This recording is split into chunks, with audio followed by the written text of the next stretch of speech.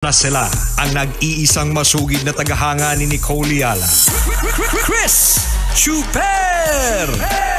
Kasama ang nag-iisang diehard fan ni Chris Chuper, Nicole Yala! Dear Nicole and Chris. Dear Nicole and Chris. Dear Nicole and Chris. Dear Nicole and Chris.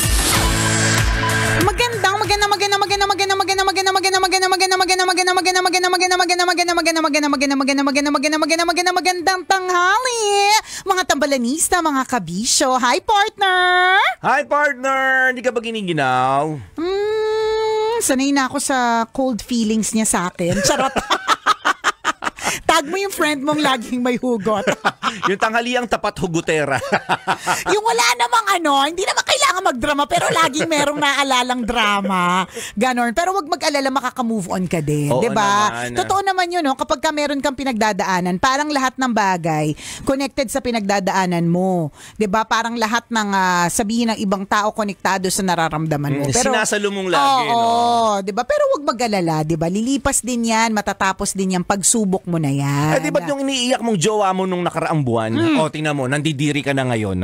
Ibig sabihin, nalipasan mo na yon. Tingnan mo yung gutom mo kahapon. Diba? Di ba wala na ngayon? Ayos ka naman, di ba? Hindi mo naman ikinamatay. Uy, totoo yan ha. Sabi nila, hindi naman kailangan kumain ng maraming. Di ba? Minsan na, hindi naman talaga tayo gutom eh.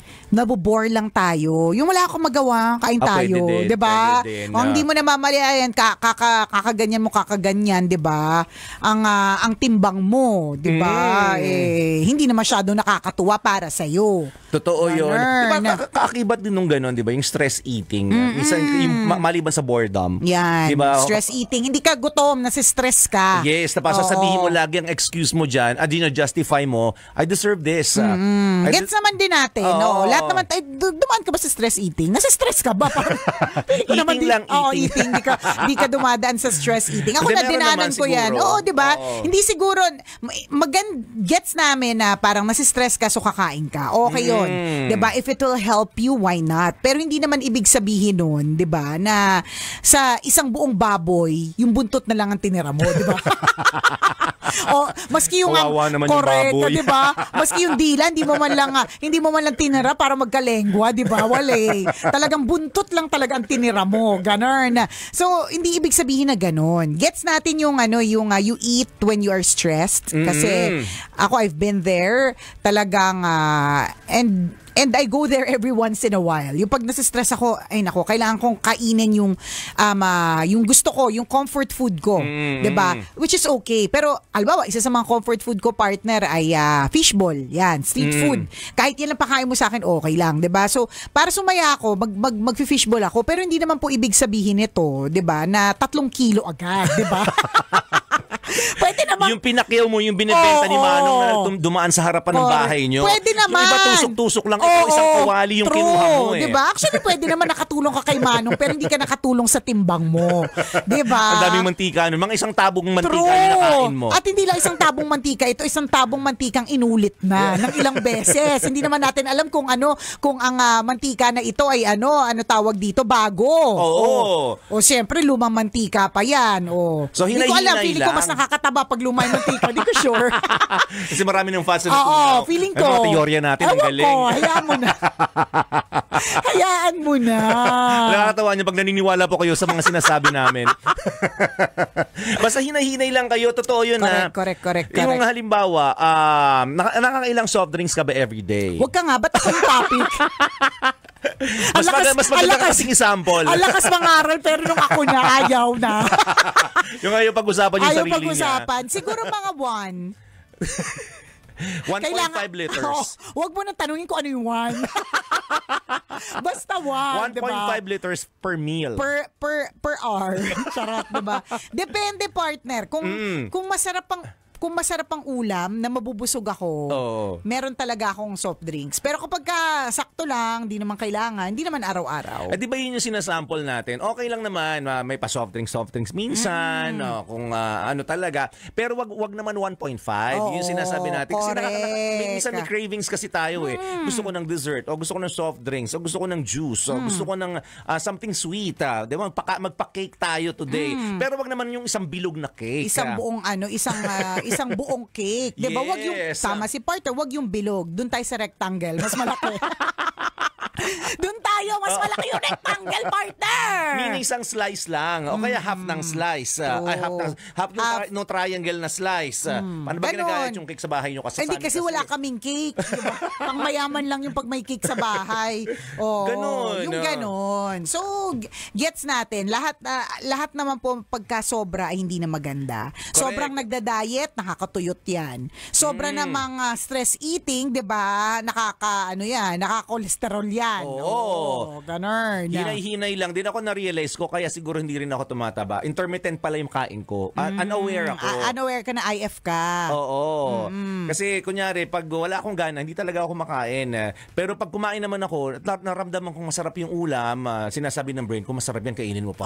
Talagang lamon kung lamon, nakakaapat na rice ako.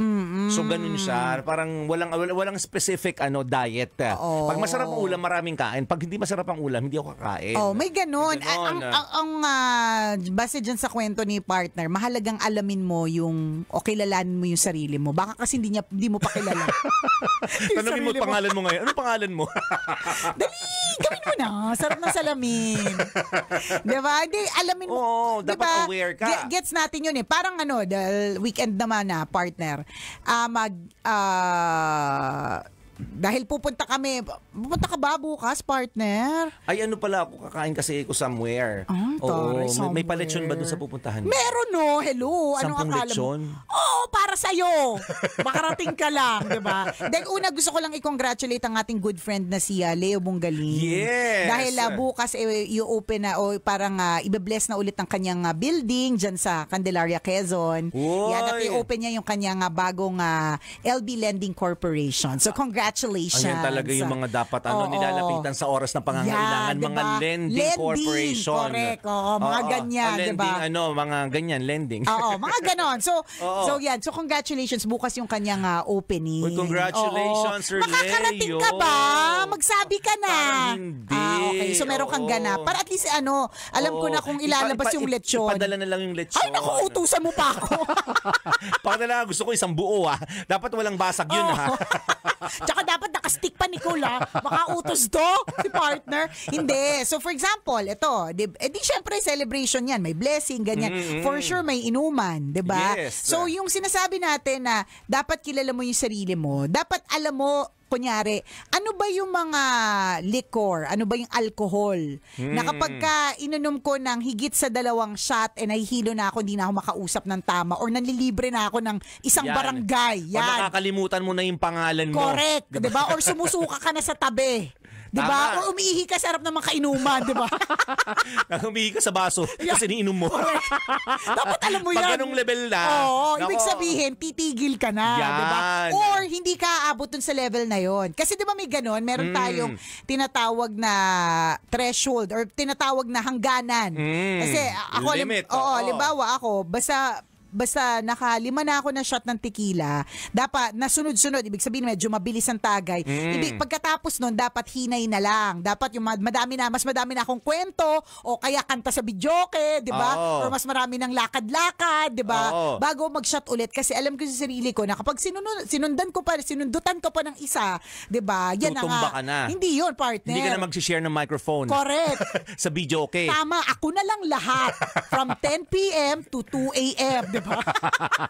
So kapag meron ganun pag nilalasing nagko-concert totoo. Sa una nahihiya, pero pag nilasing ayaw na mag-share ng mic. Diba? 4 hours partner, walang tigil. So dapat alam na natin yon. So ikaw, pag nakakailang kang beer, ilang beer yung magiging parang hangganan mo para masabing masarap. Kasi merong masarap na masarap na tipsy diba?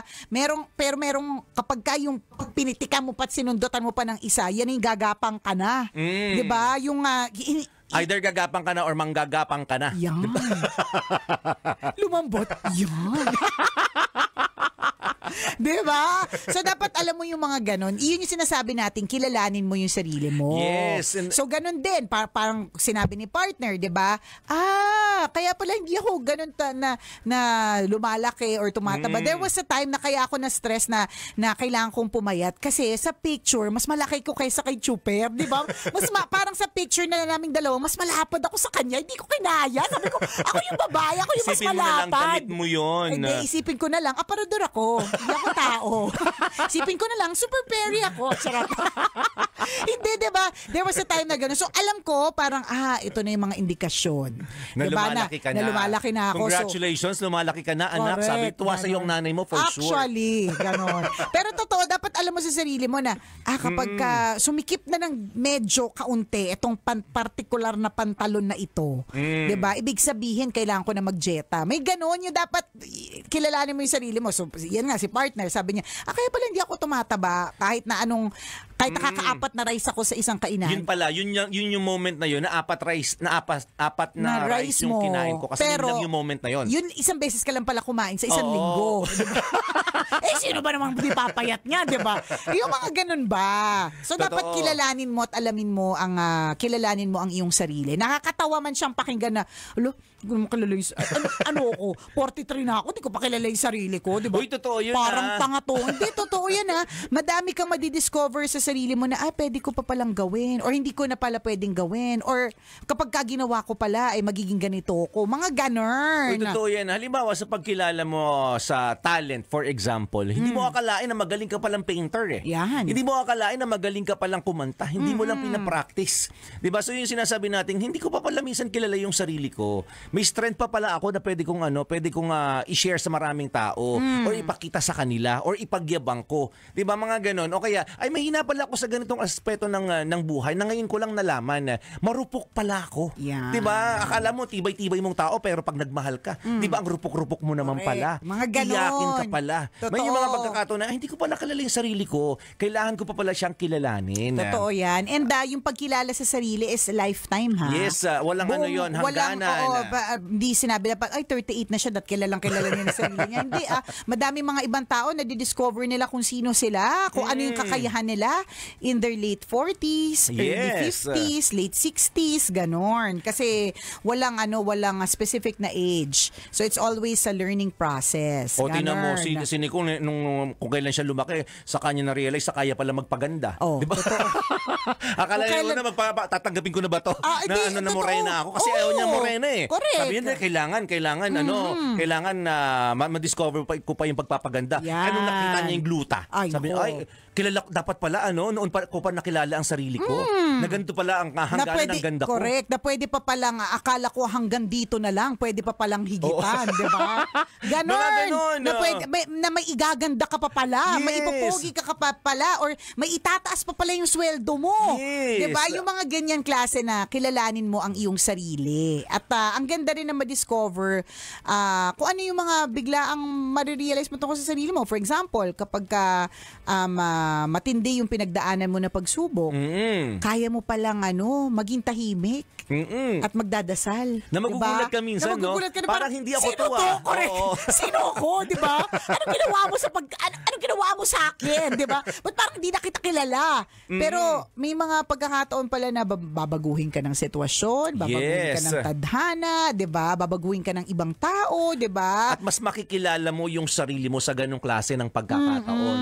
Di ba yung halimbawa, alam mo sa sarili mo na na gumagawa ka ng masama.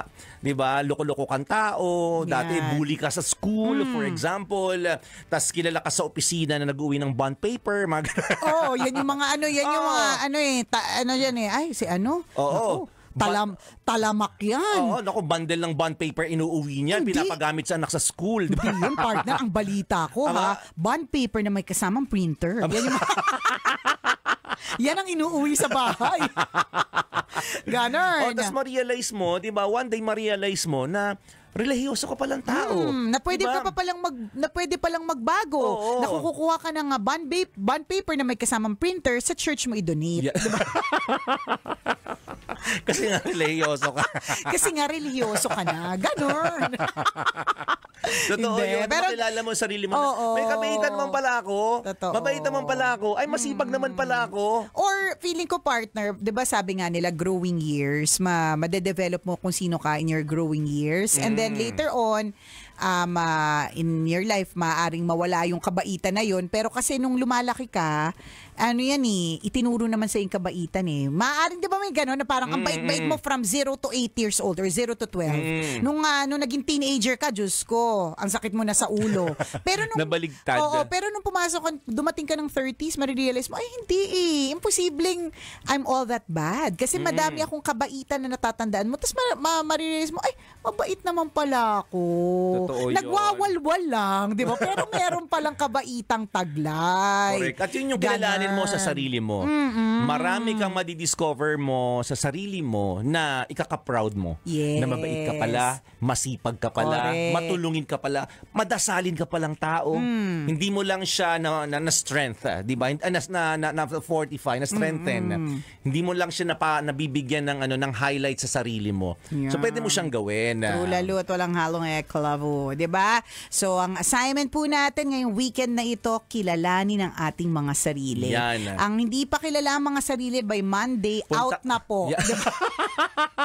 So by today, you still have time until 5 p.m. Yes. to go to NSO. Correct. At PSA na. Ay, PNSA. PSA na pala. PSA na. Tingnan mo, hindi mo nakilala. Diba? Speaking of kilala. Oo, hindi mo na alam ang nangyayari sa labas, di ba? So PSA. Oo, para yan. ba anong gagawin mo doon? Para malaman mo Ayan. kung may asawa ka na o wala pa. Hindi, pero Kasi may pa nagpapanggap na single pa kahit may speaking of, asawa na. Yes. Oh, 'di ba? Hello PSA, shout out. O siya. Ganito po talaga pag Friday, sabog na. O siya, topic. maraming salamat sa pagtutok. Ngayong araw na ito, muli ako po ang inyong kumikinang ina na si Nicole Yala. At ako naman si Cambio King Chris Chuper. Na nagpapaalala, una magdasal ka para mabuhay ka, pangalawa mag-toothbrush ka para mabuhay naman iba. Yun! Bago natin tapusin yung ating FB Live, yun nga, partner, yung PSA na yan, dyan mo talaga, dati sa NSO pa siya Oo, Nung NSO. malapit yun, nandito pa siya sa may Makapagal, meron mga friendies tayo dyan. Diyan ko na-discover yung yung ginujowa-jowa ko na may jusawa pala. Nakakaloka. Diba? Speaking of Baka hindi niya rin pagkilala. alam, kasi unaware siya, hindi niya kilala sarili niya na married pala siya. Ay? Talaga ba? So NSO or PSA ang magpapatunay na huy. Meron ka palang, kinasal ka dati. Oo. Kaya yun po yung assignment natin today. Kilalanin ang ating mga sarili. Ganon! O siya, salamat ng maraming sa lahat ng mga tumutok sa atin. Mamaya ulit tayo banding-banding. Kwento ng Mahiwagang Burnay. See you later.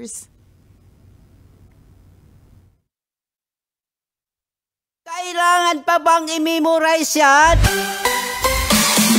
Love Radio. Basic!